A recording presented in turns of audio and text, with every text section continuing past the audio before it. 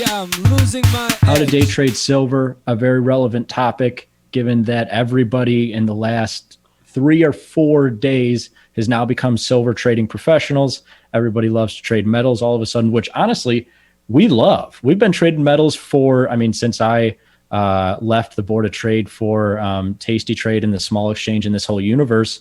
You and I have been advocating for trading metals for years. Pete, you've been trading gold and silver and platinum and everything else for decades.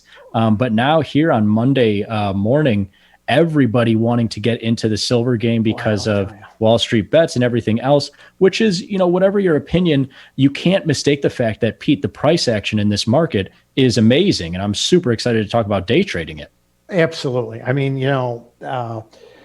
it's amazing how this has become an interesting focus. And, I was speaking to the case of the difference between the mechanics of a stock with very little float and a huge short interest and a physical commodity like silver. Now, I was making that argument that $27 was too high. Now, whether or not we are back there, we traded above 30 today. So a couple of important features here is IV is incredibly rich in silver. This is why we use defined risk trades often in there. And you know what? If you're trading static deltas, this is a contract that moved from high to low. It was almost $17,000 per contract. So the interest is fascinating. That what I love from an empowerment standpoint, we've been talking about this for so long, product indifference and the forms it takes. The fact that there's this larger collective community out there who looks at, I'm not just a stock trader. If something's interesting in the commodity space, hey, I'll take a look at that. The product indifference we've talked about on a large scale collective, there it is. Hey, you know what? Who knows what the next interesting product is but I love the fact that, guys are starting to get embodied with this thing. If there's something, and, I spent most of my weekend trying to vacuum nickels out of my couch until I found out that they were actually not silver. So that was very disappointing. But that's wasted effort there. It certainly is a very interesting dynamic. It will, for me, the fact, and this is the same thing with like GameStop. And I know GameStop, I think, is a little bit lower, but lower than the 450, certainly higher than the 40. That silver isn't doing one of these $8, $10 moves where it gives back all of it in the matter of 24, 48 hours.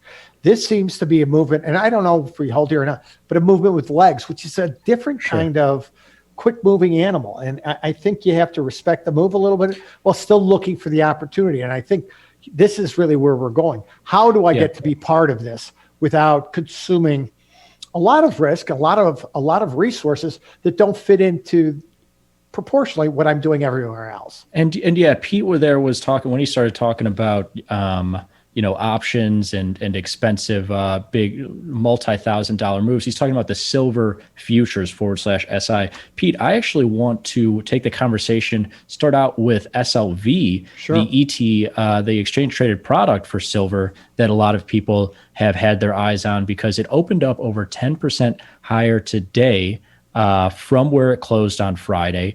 And I did some number crunching, and this ETF has existed for about a decade and a half, going back to, I think it started in 2006.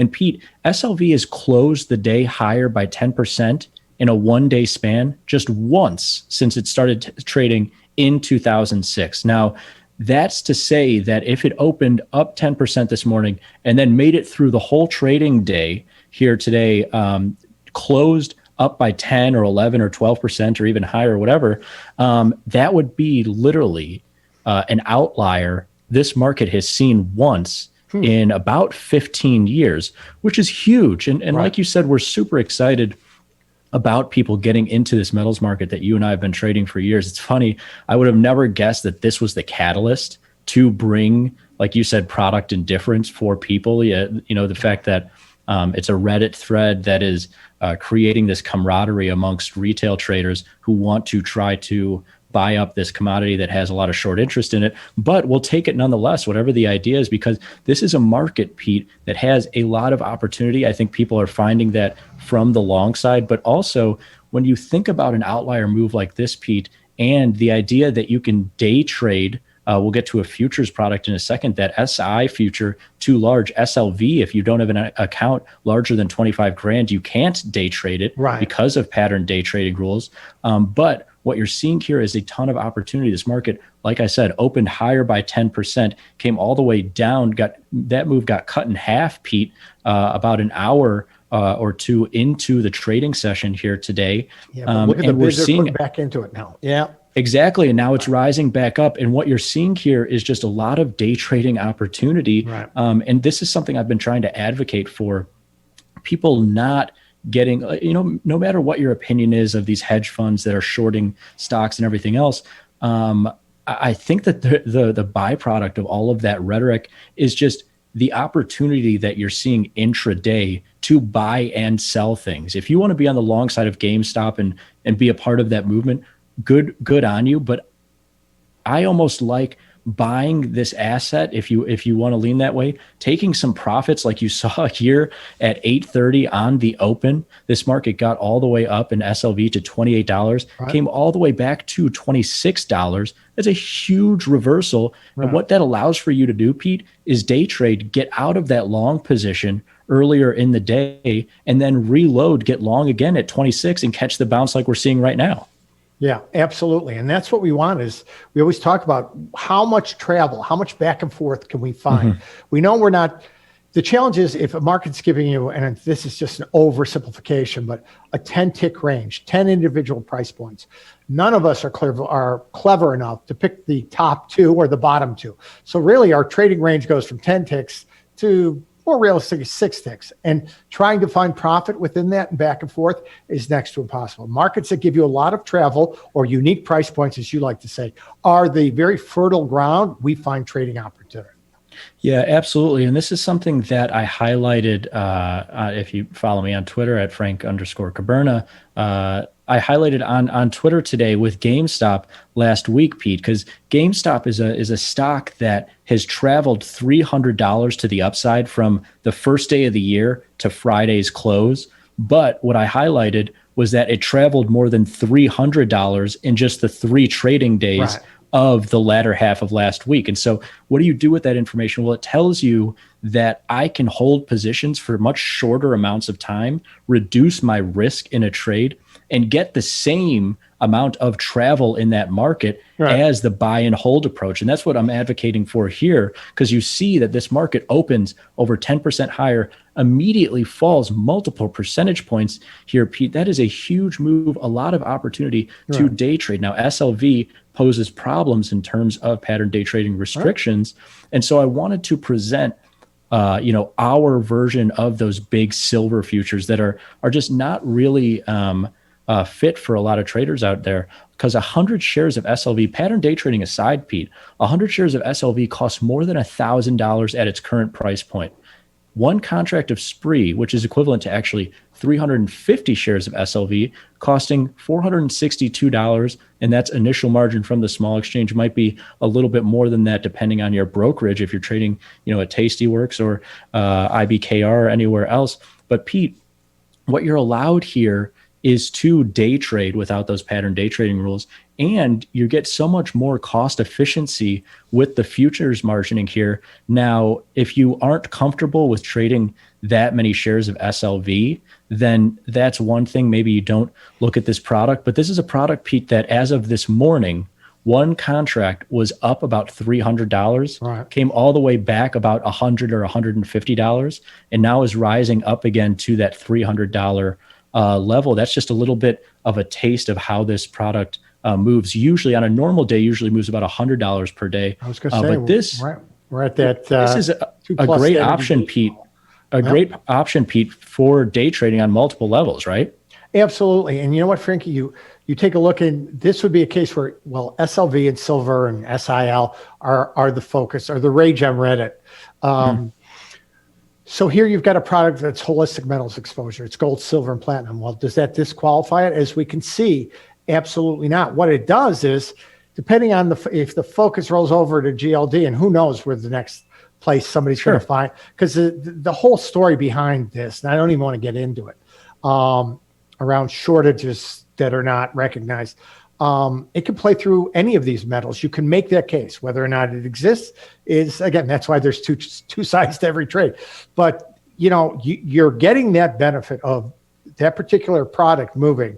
Where if you had picked gold and with that tragic piece we talk about, gold's going to catch up. It's just sitting there doing nothing because it's building energy. No, it's not the focus. Gold has sat around up $8 to up $15 for the entire day with these huge moves in silver. But this product gives you the opportunity to not have to be frustrated with, well, I picked the wrong precious metal. Sure. And I love that. I love this piece of it with that. You mentioned it. Okay, $300 move that fits so much better into a lot of things we're looking at versus a $15,000 move, or even if you went down to the smaller silver contract. Remember, that's only a fifth the size, so you're still looking at a huge move there. Yeah, can you quickly just run through what was the movement like in SI futures this morning? How big was that 10%? Like we're saying, with SPRE, SLV, and SI futures, it all was a big higher opening. What did that look like in SI futures in terms of the size of that move, Pete? Well, you know what? In terms of the size of the amount of movement, or the size of the notional movement. Like if I was long or short that contract, how many thousands of dollars did it move on the open relative to $300 in SPRE? Right. Well, from yesterday's close, it was almost a $17,000 move from where it opened last night, which was around $28.40, and we dipped down to $28 up to 30.5. That is still a $10,000 move, $2,000 move in the smaller 4/SIL. It's a big piece. It's a lot of movement. So, there's a reason why they're, and you look at capital required there too. Silver just got jacked again.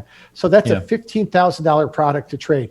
And you think, why, that's so expensive? Well, there's a reason why. If you look at that, because it moved that much today. Yeah, exactly. Span is not a conspiracy. And this is what I love. It's just a function of where the market moves. It's just a reflection of that. And there's so many benefits to futures, and this is one of them. It's a very level playing field, whether it be access, whether it be taking an opinion long or short. There's no difficulty doing one over the other. And that simplicity of mechanics really creates we know it's a more capitally efficient trading vehicle. It's also, we talk about day trading back and forth. It's a much easier product to trade back and forth. Well, and I'm glad that you brought that up, because last week, they're talking about how different brokerages are closing down trading in certain stocks, or it's close only in certain stocks. You never hear about that in futures because of that level play, because of the way that they are created there, where the buying and selling side is so equivalent there, that the only time a futures product closes down momentarily is because a large move hits a circuit breaker and it closes for a couple minutes, the same way that they halt stocks. But none of those brokerages closing down these futures. And what's also really nice, Pete, is that these futures contracts, better than these ETFs that try to hold the hard commodity, and they have problems with drag and obviously the capital efficiency that we just hit on, Pete. This market here follows the underlying asset so perfectly. Right. You can see here in today's movement leading up to this afternoon that the SPRE futures, just 1/3 silver. And so, if the focus shifts to gold or platinum, these futures are a nice holistic metals product. Tracked this silver movement pretty much 1-for-1 today, man. Yep. This was really nice to see that SPRE in red following silver very well. And you can see from this morning being above $80 in the SPRE futures down to the low of about 78.5. That's a $150 move in the futures. And then the bounce back that we're seeing right now, similarly sized so that it's not too big like those other metals futures, those traditional metals futures made for the institution, not the retail trader. And it's more cost effective than those SLV shares, and you can day trade them without the pattern day regulations and everything else. So, if you're day trading silver, this SPRE is a great option.